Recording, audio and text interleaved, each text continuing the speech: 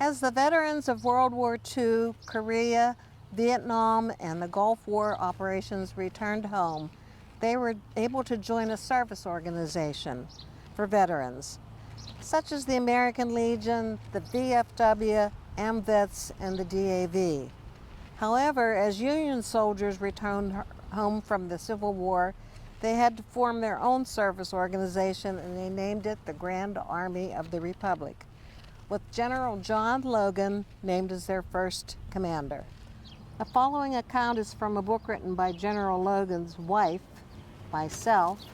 It begins with her describing a trip she made to the South immediately after the Civil War that inspired her husband to write his famous Order Number 11, which established the first national observance of Memorial Day.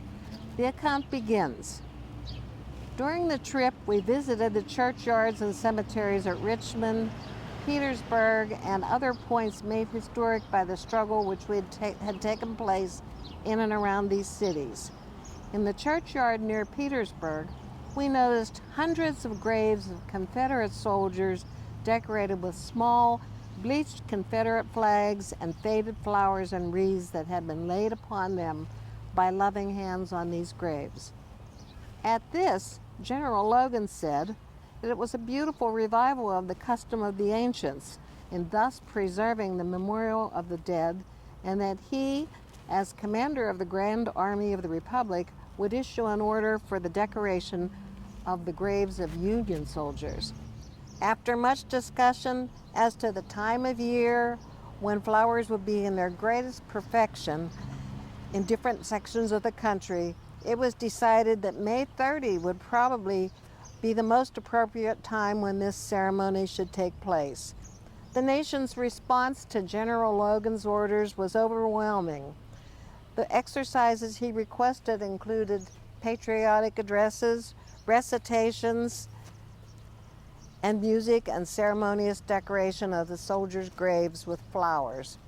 And now, let us hear General Logan's Order Number 11, which established the first national decoration of the graves of Union soldiers and took place in the United States.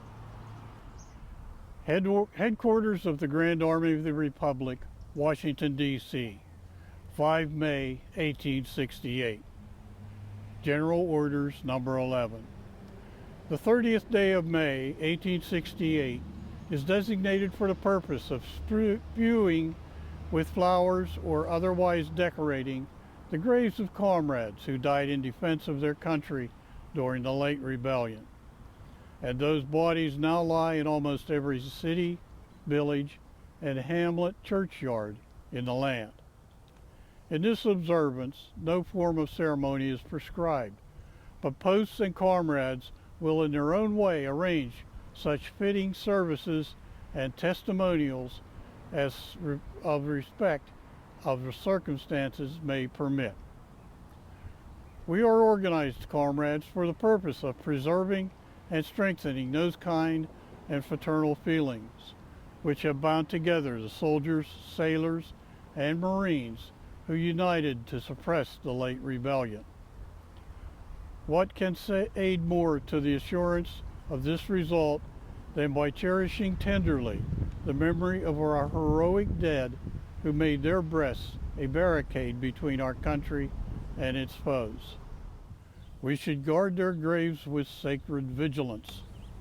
All that the wealth of a nation can add to their adornment and security is but a fitting tribute to the memory of our slain defenders, and let no wanton foot tread rudely on such hallowed grounds. Let pleasant paths invite the coming and going of reverent visitors and fond mourners. Let no vandalism or neglect or ravages of time testify to the present or to the coming generations that we have forgotten as a people the cost of a free and undivided republic. If others' eyes grow dull and others' hands slack and others' hearts cold, in this solemn trust ours shall keep it well as long as the light and warmth of life remain in us. Let us then, at the time appointed, gather around these sacred remains and garland the passionless mounds above them with the choicest flowers of springtime. Let us raise above them the dear old flag they saved from dishonor.